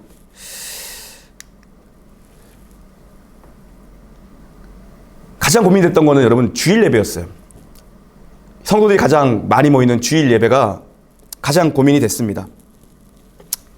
그래서 어떻게 하면 좋을까? 선택과 집중이 정말 필요했습니다. 그래서 제가 선택한 것은 뭐냐면 주일 예배를 1부와 2부와 3부로 3번의 예배로 나누었습니다. 1부, 2부만 있던 예배를 1부와 2부와 3부 예배로 나누었습니다. 많은 인원이 모일 수 없고 또 대그룹 중심으로 모일 수 없는 상황에서 이 4년차 이 신생교회, 이 개척교회의 담임 목사의 선택은 그나마 유대 관계가 잘 빠르게 형성될 수 있는 그룹부터 공동체성을 만들어보자라는 선택을 했고요. 그래서 연령대별로 예배를 디자인했습니다. 1부, 2부, 3부. 1부 예배는 오전 9시에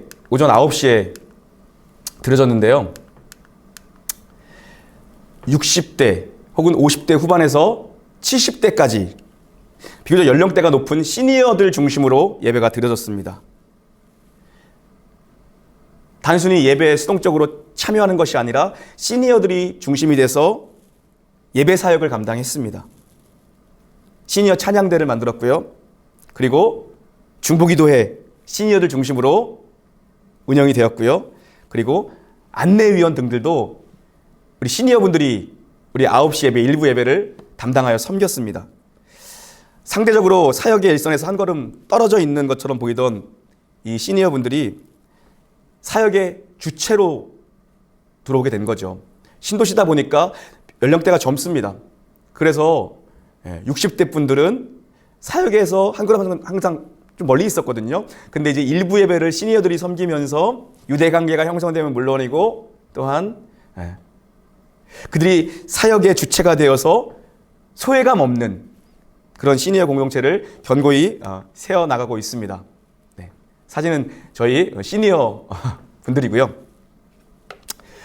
그리고 이제 2부 예배는 오전 11시죠. 교회 사역의 코어 멤버, 우리 40대, 50대를 주축으로 한 예배를 디자인했습니다. 그래서 역시 2부 예배를 이 40, 50대들이 사역을 감당하면서 찬양대도 40, 50대들로 또 새가족부, 또 안내위원 이렇게 재편을 해서 운영했거든요. 그동안 이 40, 50대가 이제 코어 그룹으로 교회 전반적인 사역들을 상당히 많이 감당했습니다. 사실 작은 교회다 보니까 사역이 상당히 많죠. 그런데 도리어 이 코어 그룹의 사역을 좀 단순화했습니다. 그리고 이들이 그동안 사역하는 데 바빴다라면 이제 관계 중심의 공동체를 만드는 일을 2년 동안 해나갔습니다. 그래서 지체들에게 관심을 갖는 관계 중심의 공동체를 우리 코어 그룹들이 2부 예배를 통해서 이렇게 만들어가기 시작했습니다. 그리고 3부 예배는요, 우리 30대 그리고 우리 청년들, 신혼부부가 이렇게 모였습니다. 아직 작은 교회이기 때문에 청년 공동체가 따로 서기에는 인원이 그렇게 많지 않습니다. 그래서 우리 신혼부부들과 또 청년들 함께 하고요. 그리고 끝난 후에 이제 소그룹 모임만 이제 청년 그룹, 또 대학 그룹, 그리고 신혼부부 그룹 이렇게 따로 모여서 진행을 했거든요. 그러면서 이 3부 예배를 이들을 중심으로 이제 디자인하면서 또 주안점을 뒀던 건 뭐냐 하면 이 3부 예배를 드리는 청년들과 이 신혼부부들이, 젊은 부부들이 전부 다 교사의, 다음 세대 교사의 사역에 동참할 수 있도록 그렇게 교회를 재편했습니다. 내 육의 자녀는 내가 영으로도 양육한다. 영과 육이 연합된 가정을 세운다. 이제는 우리 가정에서 내가 내 자녀의 신앙을 책임져야 된다. 그러기 위해선 교회와 가정이 한 덩어리가 돼야 된다.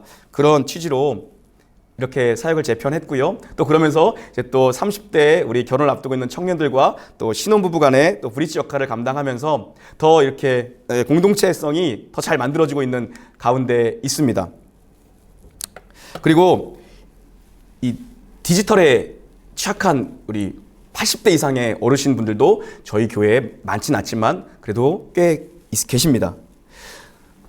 노년층들은 도대체 어떻게 할 수가 없기 때문에 저희가 평일에 교회가 비어있는 시간을 통해서 어르신들을 모셔서 저희가 직접 차량 운행을 하고 교역자들이 예배의 섬김이들이 되어서 예배 드릴 수 있도록 이렇게 평일에 우리 경로부 사역을 확대해서 이렇게 예배 사역을 진행했습니다. 어르신들이 그렇게라도 교회에 나오는 걸, 그렇게라도 모이는 걸 얼마나 기뻐하시는지 모릅니다. 그렇게 우리 경로부 사역은 진행되고 있고요. 그러다 보니까 우리 목사님들, 우리 선교사님들 들으시면서 이거 도리어 연령대를 이렇게 나눠놔서 도리어 격이 생기는 건 아닌가, 이런 퀘스천이 생기실 것 같은데요. 그래서 제가 진행했던 게 뭐냐 하면 금요기도회를 리더십 중심의 기도회로 모이기 시작했습니다. 그래서 과정의 공유, 과정의 소통을 충분히 가졌습니다. 교회 리더십들이 지금 이 격변하고 있는 시대, 이 변화되는 목회적 방향, 이런 것들에 대해서 우리가 서로가 충분히 과정을 공유할 수 있도록 리더십 기도회를 통해서 뜨겁게 기도하고 뜨겁게 소통하고 치열하게 고민하면서 목회적 마인드를 공유했습니다. 이 리더십 기도회에는 연령대별 대표들이 다 모여 있는 거죠. 그래서 이 리더들이 함께 공유한 내용들이 우리 각자의 연령대에 스며들 수 있도록 새로운 변화에 대한 도전에 대한 어떤 공감 의식을 우리 리더들에게 심어주는 금요기도회가 리더십 기도회 중심으로 진행이 되었습니다. 그래서 구석구석까지 스며들도록 우리의 변화되는 것들이 왜 이렇게 교회가 가야 되는 거에 대한지, 왜 방향성이, 목회적 방향성이 이렇게 가야 되는 것인지에 대해서 충분히 소통하고 공유하는 시간이 되었습니다. 저희 놀라운 교회는 지난 2년 동안 모두가 그랬겠지만 모이기 힘든 시간이었지만 정말 모이기에 힘쓰기 위해서 최선을 다했습니다. 작은 공동체가 가지고 있는 이 역량을 최대한 발휘해서 모이는 일에 힘써 함께 모여 예배드리는 데 집중했습니다. 함께 예배하고 함께 교제하고 함께 사역할 때 능력이 이 어려움 속에서도 부어지는 걸 경험했죠. 그러나 오늘 또 나누고 싶은 건 뭐냐면요, 흩어지는 예배에 대한 도전, 여러분과 또 잠시 나누고 싶은데요. 저희 놀라운 교회는 개척할 때부터 우리 유튜브, 또 홈페이지, 블로그 이런 것들을 통해서 성도님들이 참 많이 등록을 해주셨습니다. 네. 처음 개척할 때부터 온라인 홈페이지와 블로그 이런 것들을 보고 오신 분들이 상당히 많습니다. 그런 상황에서 온라인 사역의 기본 틀은 구축되어 있었거든요. 그런 상황에서 팬데믹이 오면서 이제 실시간 스트림 예배를 바로 시작했습니다. 원칙은 예배 10분 전에 실시간으로 송출하고 예배 후 10분 뒤에 닫는 것. 그것이 제가 세운 원칙이었습니다. 10분 전에 열고 10분 전에 닫는 것. 왜냐하면 예배자의 편의가 아닌 우리가 흩어져 있어도 우리는 공동체다. 우리는 같은 시간 하나님을 예배한다. 우리는 공적 예배를 지금 드리고 있는 것이다. 예배자로서의 중심이 흐트러지지 않도록, 자세가 흐트러지지 않도록 처음부터 이 교육을 계속했습니다. 10분 전에 오픈하고 10분 마치고 10분 뒤에는 스트리밍 서비스가 종료되는 거죠. 그리고 2년 동안 제가 하고 있는 건데요. 이거는 작은 교회니까 가능한 일인 것 같습니다. 예. 이름을 한 분 한 분씩, 성도님들 이름 한 분 한 분씩 제가 호명합니다. 채팅창에서. 함께 예배드리고 있다라는 이 공동체성을 심어주기 위해서 한 분 한 분 이름을 꼭 호명합니다. 그래서 온라인상으로라도 근황을 묻고 또 안부를 묻고, 도리어 특별 새벽 기도회 같은 경우는 참석률이 훨씬 더 높았고요. 온라인으로 진행하다 보니까. 그리고 또 우리 아이들이 또 이제 가정에서 하니까 아이들이 참여하는 걸 참 좋아하잖아요. 아이들 막 아이디 유쾌하고 재밌고 독특하고 이런 것들 때문에 도리어 즐겁게 또 특별 새벽 기도회 같은 것들은 진행이 된 것 같습니다. 미디어 사역에 대한 고민이 참 많습니다. 특별히 저희 교회 같은 작은 규모의 교회들은 시스템적이나 혹은 인력적인 면에서 분명히 한계가 있습니다. 목사님들의 동일한 고민일 거라고 생각합니다. 그럼에도 불구하고 이 사역에 대해서 필요성을 얘기하고 담임 목사가 계속 도전하니까 반응하는 분들이 있더라고요. 반응하면서 함께 헌신하고 또 세미나도 참여하고 공부도 하고 노력하고 이런 모습들이 교회 안에서 젊은 분들을 중심으로 일어나고 있습니다. 그래서 주님이 주신 것도 아닙니까? 다 선용해야 된다고 생각합니다. 기회가 열렸다고 생각합니다. 그래서 최근에는 요즘 유행하고 있는 짤 영상 이런 것처럼 기독교 신앙 짤 영상을 좀 만들어보자. 신앙 영상을 만들어보자. 여기가 선교 현장이다. 이런 마음을 공유해서 교회에 또 이 사역에 또 은사가 있고 관심이 있으신 집사님들 중심으로 영상도 제작하고 있는데요. 우리 한번 잠깐 한 2분 정도 할애서 한번 보시면 좋을 것 같습니다. 잠깐 보시죠. 이가 뭐예요? 넌 그것도 몰라! 평화의 파괴자야! 신목사의 매운맛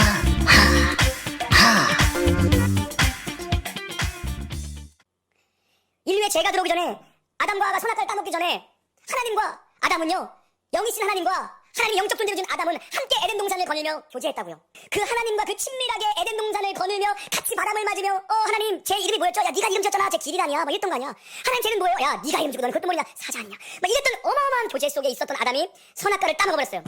하나님이 먹으면 정령 죽으려고 했거든요. 그런데 사단이 아담에게는 전혀 없었던 인식들을 심어놨어요. 뭡니까? 정말 죽는다 그러시더냐? 아니 하나님처럼 될걸? 뱀이 사단이 여자를 먼저 공격했어요. 왜요? 언약 당사자는 아담이에요. 하나님이 아담에게 먼저 정령 먹으면 죽으라 먹지 마 얘기한 건 누굽니까? 아담이에요. 하나님께 직접 들은 아담에게 간 것이 아니라 여자에게 갔어요. 말씀이 아담보다 희미한 자. 그러니까 여러분이 말씀이 희미하면 넘어가는 거예요. 진리가 희미하면 넘어가는 거예요. 이 시대에 왜 이렇게 죄에 대해 무감각한가? 진리가 희미하기 때문이에요. 우리와 하나님과의 관계가 깨졌어요. 아담아 내가 어디 있느냐?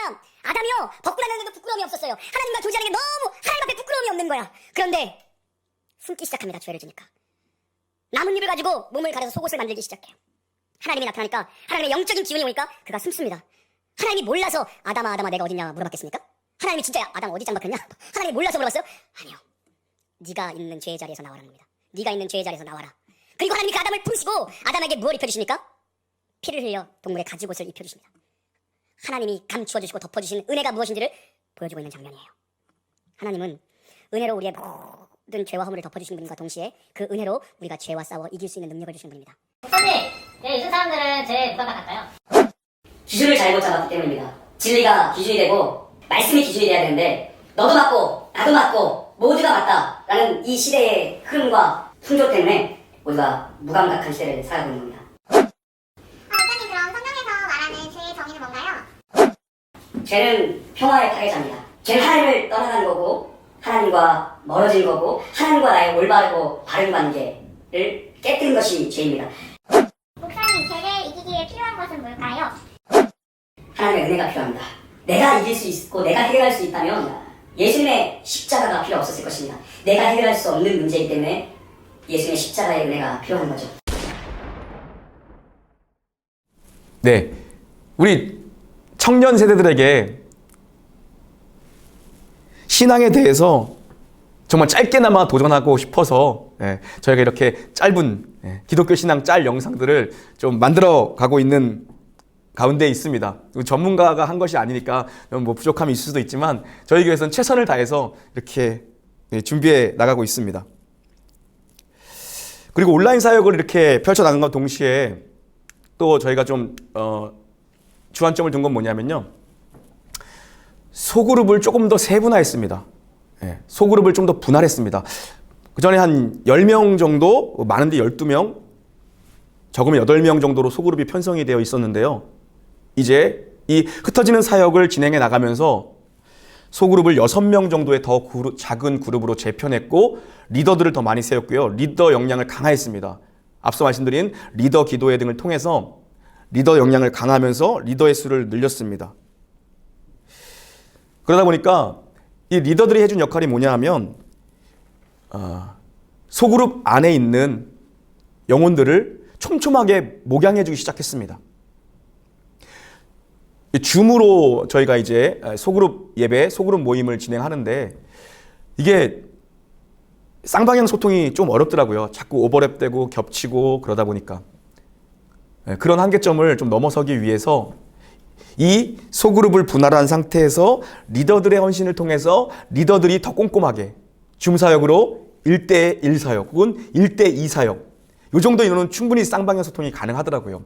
그래서 리더들의 큰 헌신을 통해서 촘촘한 목양이 도리어 가능해졌습니다. 이 소그룹으로 중심 사역을 이동시키면서 또 하나 중심 사역을 둔 게 뭐냐면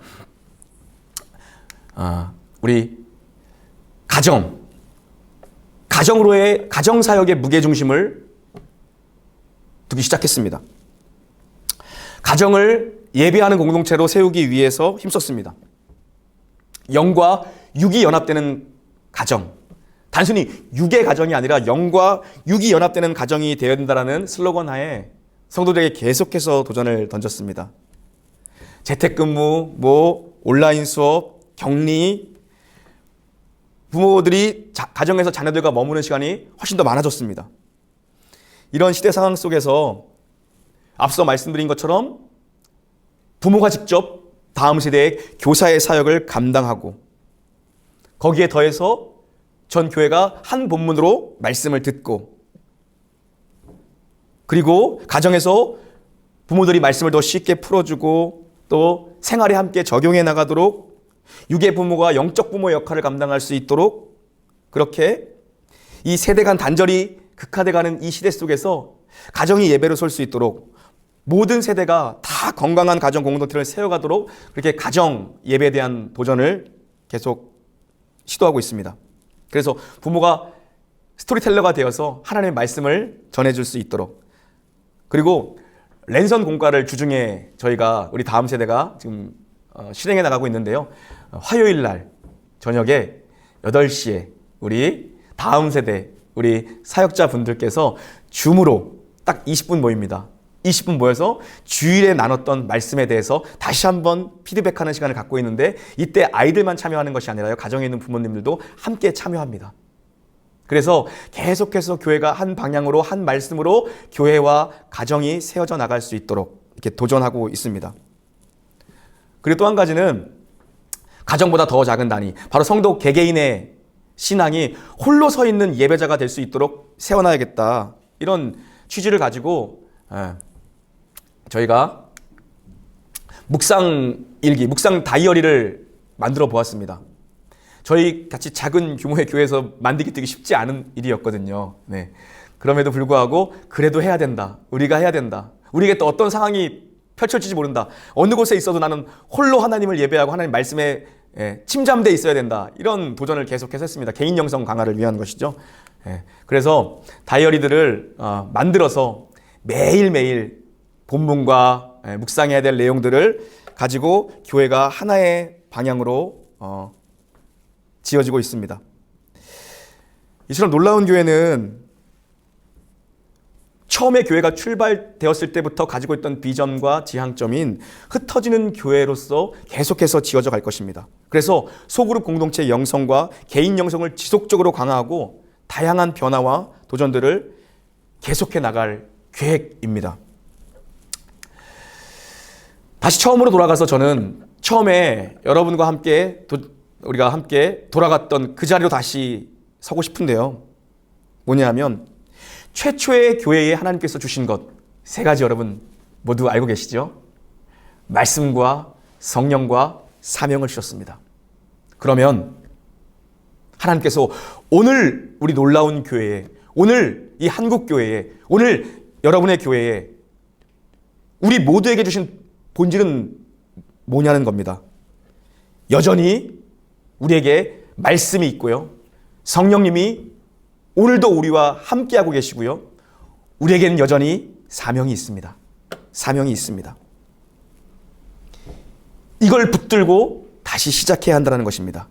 여러분, 오늘 예배에 대한 이야기를 여러분과 나누고 있는데요. 말씀과 성령, 사명. 이것을 가장 확실하게, 정확하게 누리고 채우는 시간이 바로 예배입니다. 예배입니다. 하나님 우리를 그렇게 지으셨고 우리를 그렇게 부르셨습니다. 우리를 예배하는 존재로 그렇게 지으셨고 그렇게 부르셨죠. 교회 존재 목적입니다. 먼저 하나님 앞에 부름받은 백성들, 그리고 이제 받아야 될 백성들, 나중 부름받은 자들 모두가 연합된 한 몸이 되어 한 지체가 되어 통일된 온 우주적 교회, 하나님 나라의 비전을 향해서, 거룩하신 하나님을 예배하는 이 하나님 나라의 비전을 향해서 거룩하게 지어져 가는 자들로 우리 모두가 부름받은 것이죠. 하나님의 꿈은 온천하 만민이 거룩하신 하나님의 임재 앞에 엎드려 하나님을 예배하는 것입니다. 우리 모두 정말 예배에 대한 새로운 도전과 변화가 요구되는 격변의 시대를 살아가고 있습니다. 지난 2년의 시간보다 앞으로 더 무궁무진한 변화와 도전이 우리에게 분명 요구될 것입니다. 예측하지 못했던 일들이 쓰나미처럼 우리 가운데 또 몰려올 것입니다. 우리에게 필요한 건 시대를 읽는 통찰력이 필요하고 분별력이 요구됩니다. 그 통찰과 분별을 가지고 우리는 변화와 도전 앞에 균형 잡힌 목회를 해나가야 될 것입니다. 전문가들은 모두 입을 모아서 한국교회는 코로나19 팬데믹 이전의 모습으로 돌아가기는 힘들 것이다 라고 예측합니다. 그러나 저는 오늘 감히 여러분과 함께 나누고 말씀드리고 도전하고 싶은 것은요, 하나님께서 사람을 지으실 때 우리를 공동체적 존재로 지으셨다는 것입니다. 하나님과 교제해야 하는 존재고요, 사람과 교제해야 하는 공동체적 존재로 우리를 지으셨다는 것입니다. 그런 측면에서 우리는 어려워도 모여 하나님을 예배하는 일에 집중해야 될 것입니다. 함께 예배하고 함께 교제하고 함께 사역하고 싶은 갈망이 우리 가운데 여전히 있습니다. 하나님 우리를 그렇게 지으셨기 때문입니다. 그래서 저희 놀라운 교회는요, 앞으로도 모이는 교회로서의 사명을 충실히 감당할 것입니다. 그러나 동시에 작은 그룹 서너 명이 모여 있어도, 가정에 가족들끼리 모여 있어도, 나 홀로 골방에 있다 할지라도 우리는 그 어디서나 흩어져 교회로 존재할 수 있는, 흩어지는 교회, 세상 속에서 살아내야 되는 교회로 우리는 존재할 수 있을 것입니다. 말씀과 성령 그리고 사명이 있는 한 우리가 세상의 풍조를 따라가는 것이 아니라 어떤 시대가 몰려온다 할지라도 하나님의 선하시고 그분의 기쁘시고 온전한 뜻을 분별하며 서 있는 흩어지는 교회로 존재하는 그 사명을 저희 놀라운 교회는 계속해서 지향해 나갈 것입니다. 이 격변의 시대에 우리 모두에게 필요한 것은 바로 통찰력, 분별력을 통한 이 균형감의 유지가 필요할 것입니다. 점점 지역교회의 경계가 희미해지고 있는 시대를 살아가고 있습니다. 그럼에도 불구하고 하나님은 지역교회를 주셨습니다. 그러나 그 지역교회가 모이는 균형과 흩어지는 교회의 균형을 통해서 하나의 건강한 교회가, 지역교회가 세워져서 전 우주적 교회, 하나님 나라의 사명을 이루는 온 성도가 모여 거룩하신 하나님을 예배하는 이 온 우주적 교회로 지어지기 위한 균형 감각이 우리에게 필요할 것입니다. 그리고 모여서 함께 주님을 예배하는 교회 공동체로서, 그리고 흩어져 사명을 감당하는 예배 공동체로서의 균형 감각이 우리에게 요구되고 있습니다. 그리고 한 지체로서 연합된 교회의 모습과 동시에 무엇이 필요합니까? 분립된 교회의 모습이 필요합니다. 영적 비전과 영적 스피릿을 같이 한 연합된 교회의 모습. 그러나 분립되어서 또 하나의 아름다운 교회로 세워질 수 있는 이 분립된 교회의 모습이 우리에게 필요한 시대라고 생각합니다. 우리 존경하는 우리 횃불의 회원 모든 목사님들, 선교사님들, 또 사모님들, 모든 사역자 분들, 우리 모두 교회의 본질됨을 끝까지 붙들고 우리에게 주신 말씀과 성령님과 이 사명을 끝까지 붙들고 우리를 예배하는 존재로 부르신 그 우리에게 주어진 이 놀라운 특권을 가지고 새로운 옷을 입는 변화와 도전들이 한국교회 안에 넘쳐나기를 간절히 소망합니다. 감사합니다. 기도하시죠. 하나님 아버지, 귀하고 복된 시간을 저희들에게 주심에 감사를 드립니다. 어려움의 때지만 저희가 이렇게 치열하게 주님의 몸인 교회와 또 우리의 존재 목적인 예배와 우리를 부르신 이 목회 현장 가운데에서 치열하게 고민하게 하심에 진실로 감사를 드립니다. 답이 없는 것 같은 현실을 살아가지만 우리의 답 되시는 주님의 주권하에 모든 것이 붙들려 있음을 믿고 하나님 의지하고 치열하게 사명을 감당하는 저희 모두가 되어지도록 은혜를 내려주시고 우리 열방 가운데 흩어져 사명을 감당하는 우리 횃불의 귀하고 복된 모든 사역자들에게 하나님의 위로와 하나님의 권능을 허락하여 주시옵소서. 이를 통해 수많은 열매를 맺게 하시며 복된 하나님 나라의 영광을 보게 하실 주님을 찬양하며 우리 구주 예수님의 이름으로 감사기도 올리옵나이다. 아멘.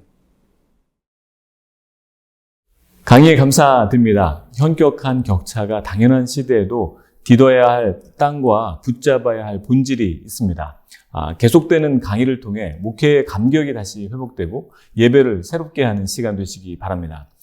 격차의 시대, 격이 있는 교회와 목회라는 주제로 12주간 진행되는 횃불회는 매주 월요일 9시 30분에 시작합니다. 수요일까지 유튜브에서 다시 시청하실 수 있고, 이후에는 횃불회 홈페이지에 로그인하시면 모든 강의를 다시 들으실 수 있습니다. 다음 주에는 11번째 강의로 미국 트리니티 복음주의 신학대학원을 섬기고 계신 이태훈 교수님과 반포교회를 담임하고 계신 강윤호 목사님, 그리고 페이지 철치의 저자이신 신재웅 목사님의 강의로 찾아뵙겠습니다. 이 시간 이후에는 조별로 오늘 강의와 자신의 삶에 대해 이야기하고 기도 제목도 나누는 소그룹 모임이 화상으로 진행됩니다. 조별 모임이 궁금하신 분들은 각 지역 횃불회 총무님께 문의하시면 좋겠습니다. 그러면 다음 주에 다시 찾아뵙겠습니다. 감사합니다.